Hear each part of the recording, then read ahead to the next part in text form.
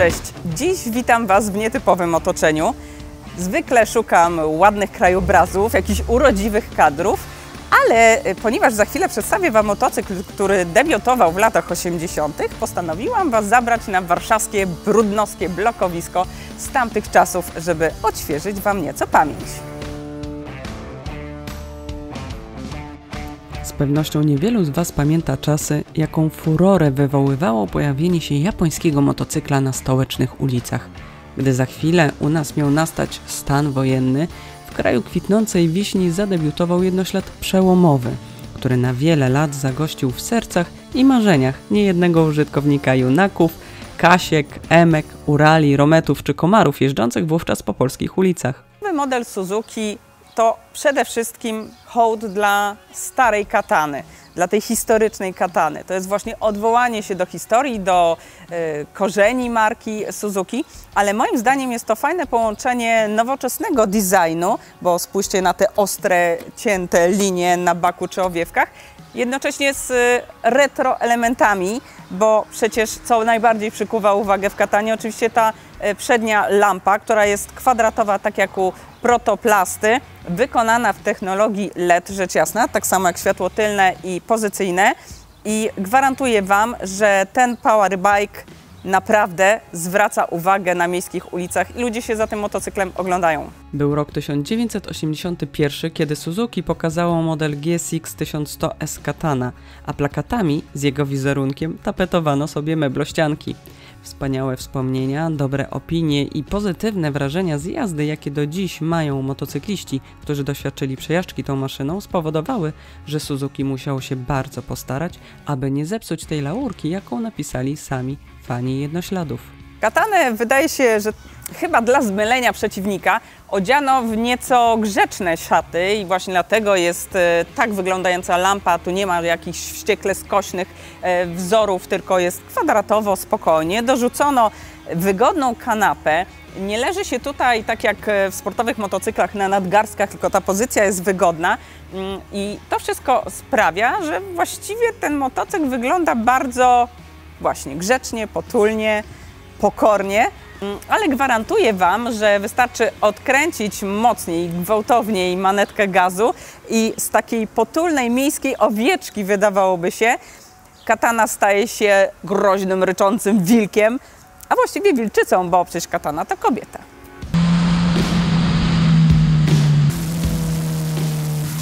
A jednak pozory mylą, bo wydaje Ci się, że masz do czynienia z ugrzecznionym, potulnym, pokornym motocyklem, a tutaj zamontowano silnik z GSX-era 1000 K5, oczywiście po modyfikacjach, ale naprawdę katana lubi być brutalnie traktowana i ma ostry charakterek. Katanę napędza rzędowy, czterocylindrowy silnik o pojemności 1 litra, bez 1 cm sześciennego, sprytnie wciśnięty w lekką, zwartą i, jak donosi producent, bardzo sztywną aluminiową ramę.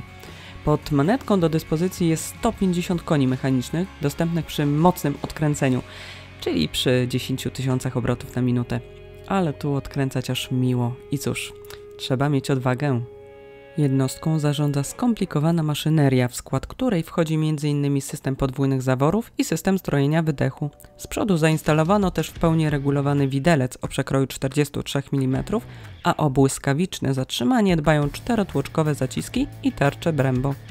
Siedzisko jest zawieszone na wysokości 825 mm nad ziemią i zapewnia to naprawdę dobry kontakt stóp z podłożem. Ja mierzę 1,70 m i jak widzicie całkiem pewnie trzymam stopę na ziemi.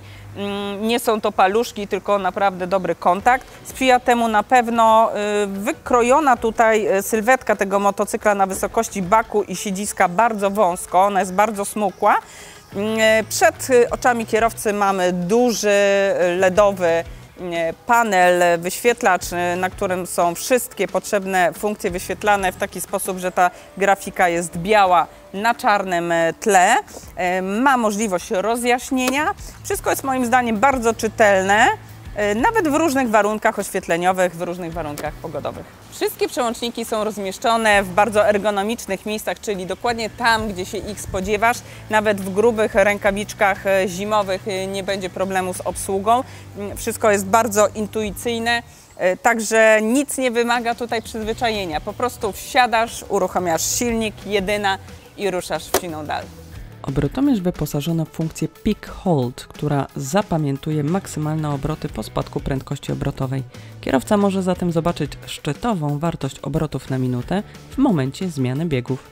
Ale czasem, gdy człowieka za bardzo spragnionego jazdy poniosą emocje i adrenalina, to niestety rozsądek schodzi na drugi plan.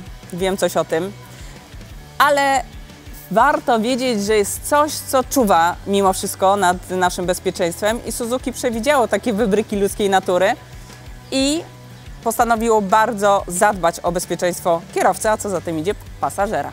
Na pokładzie Katany zamontowano 3-poziomowy system kontroli trakcji, który w sposób ciągły monitoruje prędkości obrotowe kół, położenie przepustnicy, położenie wału korbowego i włączony bieg, szybko zmniejszając moc silnika w przypadku wykrycia poślizgu tylnego koła. Jest tu też asystent ruszania z niskich obrotów, który nieznacznie zwiększa prędkość obrotową silnika przy starcie i powolnej jeździe. Montuje się go po to, aby zapobiec gaśnięciu podczas rozruchu lub powolnej jazdy. System monitoruje i automatycznie dostosowuje obroty silnika, ułatwiając ruszanie po zatrzymaniu się albo powolne manewrowanie w dużym ruchu lub na zatłoczonych parkingach. Kolejny system ułatwia rozruch, czyli pozwala kierowcy uruchomić silnik jednym naciśnięciem przycisku, nie naciskając dźwigni sprzęgła. A sprzęgło jest tu takie, które potrafi minimalizować uślizg tylnego koła, czyli ułatwia zmianę biegu na niższy, jednocześnie pomagając zapanować nad motocyklem podczas zwalniania.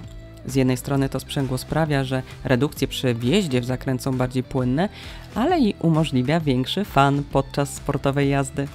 Oczywiście w awaryjnych sytuacjach reaguje ABS. Można go wyłączyć z poziomu menu. Podczas jazdy wolę się skupić na prowadzeniu motocykla, więc teraz opowiem Wam krótko, jak się Kataną śmiga. Otóż Bosko.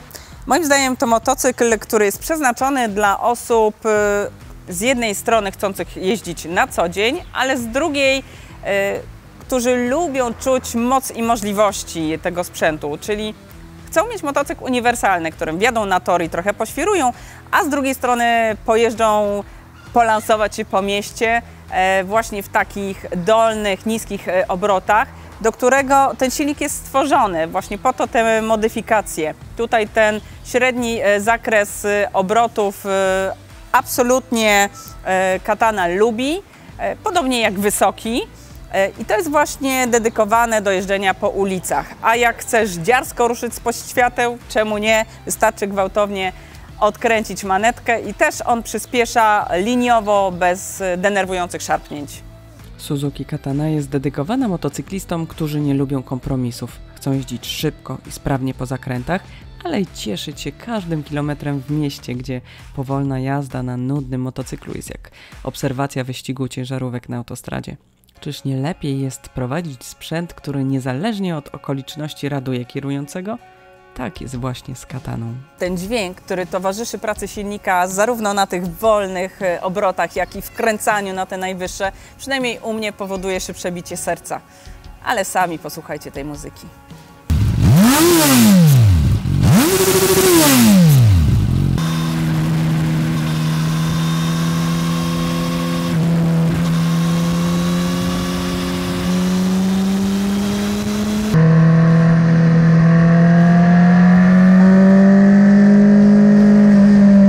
Z pewnością będzie wykorzystywana częściej w mieście. To tu zada szyk swoją unikatową prezencją, w tunelu zaryczy przemiło, że każda szyba w puszkowozach zadrży, a dodatkowo przewiezie wygodnie pasażera na niedużym, ale komfortowym siedzisku. Jednak i podczas jazdy po zakrętach, za miastem, uraduje niejednego ambitnego kierowcę, który nie boi się wkręcać silnika powyżej 10 000 obrotów na minutę. Przy dynamicznej jeździe, ale z przepisową w Polsce prędkością, właściwie bieg 4., 5., 6. mógłby nie istnieć, bo na trójce ze 120 motocykl wystrzela jak z procy. Dlatego z pewnością najwięcej radości Katana odda na torze, bo w takich okolicznościach uwydatni się jej prawdziwa, wilcza natura. Dzięki nowemu systemowi sterowania przepustnicą motocykl przyspiesza mniej gwałtownie przy jej pierwszym otwarciu. Nadal moc jest szybko dostarczana, gdy przepustnica jest otwarta, ale ta mniej nagła reakcja sprawia, że katana jest łatwiejsza w prowadzeniu podczas przyspieszania. Podobnie lekko pracuje dźwignia zmiany biegów, a znalezienie poszczególnego przełożenia jest proste jak oddychanie. Katana, którą ujeżdżała dla Was Katarzyna, to połączenie sprawdzonego silnika z Gixxera 1000 K5 z bardzo ciekawym wyglądem. Szczerze mówiąc, mi bardzo przypadła do gustu i możecie mówić, że nie znalazłam w niej praktycznie żadnych wad i że to solidarność jajników, przepustnic w katanie podwójnych, ale to po prostu bardzo dobry motocykl jest. I kropka.